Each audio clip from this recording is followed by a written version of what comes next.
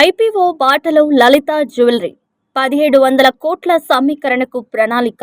Public ఇష్యూకు లలిత jewellery mart సన్నాహాలు. Promoter Kiran Kumar Jain షేర్ల విక్రయం.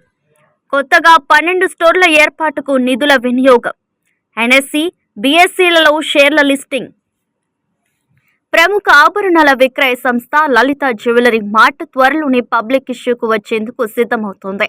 దీని ద్వారా సుమారు 1700 కోట్ల సమీకరించాలని సంస్థ లక్ష్యంగా పెట్టుకుంది. ఇందుకు సంబంధించిన ప్రాథమిక పత్రాలను మార్కెట్ల నియంత్రణ సంస్థ సెబీకి సమర్పించింది. సమీకరించదలచిన మొత్తంలో 1200 కోట్ల విలువైన తాజా ఈక్విటీ షేర్లను జారీ చేయాలని లలిత జ్యువెలరీ ప్రతిపాదించింది.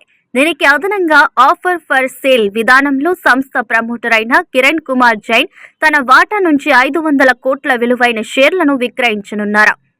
చెన్నై కేంద్రంగా కార్యకలాపాలు సాగిస్తున్న లలిత జ్యువెలరీకి దక్షిణ భారతదేశంలోని పలు నగరాల్లో మొత్తం 56 రిటైల్ విక్రయశాలలు ఉన్నాయి.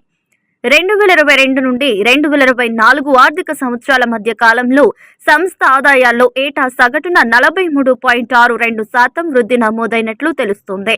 అయితే సంస్థకు కొంత రుణ భారం కూడా ఉన్నట్లు సమాచారం. ఈ ఐపీఓ ద్వారా లభించే నిధులను ప్రధానంగా వ్యాపార విస్తరణకు ఉపయోగించనున్నారు. కొత్తగా 12 స్టోర్లను ఏర్పాటు చేయడంతో పాటు ఇతర కార్పొరేట్ అవసరాలకు కూడా ఈ నిధులను కేటాయించనున్నారు. ఐపీఓ ప్రక్రియ పూర్తయిన తర్వాత సంస్థ ఈక్విటీ షేర్లను ఎన్ఎస్సి, బిఎస్సిలలో నమోదు చేయిస్తారు. ఈ పబ్లిక్ ఇష్యూకు ఆనంద్ రాఠీ అడ్వైజర్స్, ఈక్విరస్ క్యాపిటల్ సంస్థలు లీడ్ మేనేజర్లుగా వ్యవహరించనున్నాయి.